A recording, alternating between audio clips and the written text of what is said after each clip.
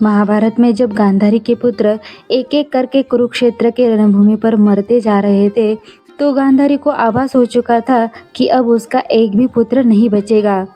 गांधारी ने अपने भाई शकुनी को अपने पुत्र दुर्योधन को समझा बुझाकर युद्ध रोकने की सलाह दी थी, लेकिन शकुनी विनाश के लिए आतुर था और उसने गांधारी की बात नहीं मानी।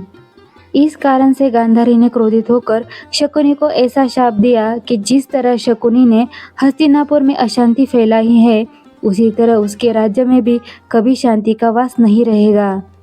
महाभारत के युद्ध में कौरवों की हार हुई और पांडव जीत गए, लेकिन युद्ध के बाद भी कुछ ऐसे योद्धा थे जिन्हें युद्ध के नतीजों को भुगतना पड़ा।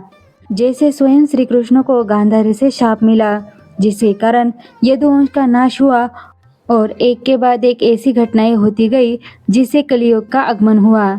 लेकिन क्या आप जानते हैं कि गांधारी ने केवल श्री कृष्ण को नहीं बल्कि अपने भाई शकुनी को भी शाप दिया था। 100 पुत्रों के मृत्यु के बाद गांधारी इतनी क्रोधित और दुखी थी कि उन्होंने अपने भाई शकुनी तक को शाप दे दिया, क्योंकि गांधारी मानती थी अगर शकुनी ने दुर्योधन सहित बाकी कौरवों को पांडवों के विरुद्ध नहीं उकसाया होता तो दुर्योधन के मन में पांडवों के प्रति इतनी नफरत नहीं पनपती। गांधारी के शाप का असर आज भी अफगानिस्तान की धरती भुगत रही है। आइए जानते हैं कि शकुनी को मिले शाप की पूरी कहानी। महाभारत काल में अफगानिस्तान को गांधार देश के नाम से जाना जाता था। गांधारी और शकुनी गांधार नरेश सुंबल के पुत्र और पुत्री थे। महाभारत की कहानी के अनुसार राजा सुंबल के शकुनी सहित 100 पुत्र और भी थे। वही पुत्री गांधारी जब विवाह योग्य हो गई तो उसके विवाह की बात करने के लिए राजा सुंबल कई ज्योतिषियों से मिले। एक ज्योतिषी ने राजा सुंबल से कहा कि गांधारी की कुंडली में ऐसा योग बन रहा है जिससे वो विवाह के बाद विधवा हो जाएगी, इसलिए अपनी पुत्री का विवाह पहले एक बकरे से कर दीजिए। ज्योतिषी की बात मानकर राजा सुंबल ने बकरे से गांधारी का विवाह कर दिया और इसके बाद बकरे की बलि दे दी, जिससे गांधारी का दुर्भाग्य हट गया। उधर राजा सुंबल के विरोधियों ने उनकी पुत्री के विरुद्ध इस बात की अफवाह फैला दी कि गांधारी का विवाह हुआ और कुछ ही घंटों में उसका पति मर गया। हस्तिनापुर में धृतराष्ट्र के विवाह के लिए एक सुकन्या ढूंढी जा रही थी। किसी परिचित ने भीष्म को गांधारी के बारे में बताया, तो भीष्म गांधार देश जाकर राजा सुंबल से उनकी पुत्री का हाथ मांगने लगे। राजा सुंबल शुरुआत में ये नहीं जानते थे कि धृतराष्ट्र नेत्रहीन है, इसलिए उन्होंने गांधारी के विवाह के लिए अपनी स्वीकृति दे दी। लेकिन कुछ दिनों बाद जब सुंबल को इस सच का पता चला तो उन्होंने विवाह के लिए इनकार कर दिया। अपने वचन से पीछे हट जाने के लिए भीष्म को गांधार नरेश पर बहुत गुस्सा आ गया और उन्होंने गांधारी का अपहरण करके धृतराष्ट्र से गांधारी का विवाह कर दिया। गांधारी यह बात नहीं जानती थी, लेकिन जब वो हस्तिनापुर पहुंचकर धृतराष्ट्र से मिली तो उन्हें समझ में आ गया कि उनके साथ छल हुआ है। वही भीष्म और धृतराष्ट्र ने इस अफवाह को सच मान लिया कि गांधारी का विवाह एक बार हो चुका है। वही शकुनी धृतराष्ट्र से अपनी बहन का विवाह नहीं होने देना चाहता था। भीष्म और धृतराष्ट्र ने राजा सुंबल को सबक सिखाने के लिए उन्हें और उनके 100 पुत्रों को कारागार में डाल दिया। कारागार में राजा सुंबल और उनके 100 पुत्रों को एक मुट्ठी अनाज दिया जाता। एक मुट्ठी अनाज में 100 पुत्रों को केवल एक ही दाना मिलता था। ऐसे में सभी ने निश्चय किया कि वे अपना हिस्सा शकुनी को दे देंगे, जिससे कि शकुनी हस्तिनापुर के शासकों से बदला ले सके। अन्न न मिलने के कारण राजा सुंबल और उनके पुत्र धीरे धीरे मरते गए। अंत में शकुनी बच गया।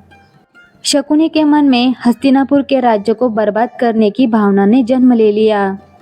चौसर का खेल खेलने में माहिर शकुनी ने दुर्योधन की रुचि चौसर के खेल में जगाई। शकुनी दुर्योधन के साथ घंटों चौसर का खेल खेलता रहता था। यह चौसर का खेल ही जिसे महाभारत के युद्ध में महत्वपूर्ण भूमिका निभाई और चौसर का खेल हारकर पांडव अपना सब कुछ गवा बैठे।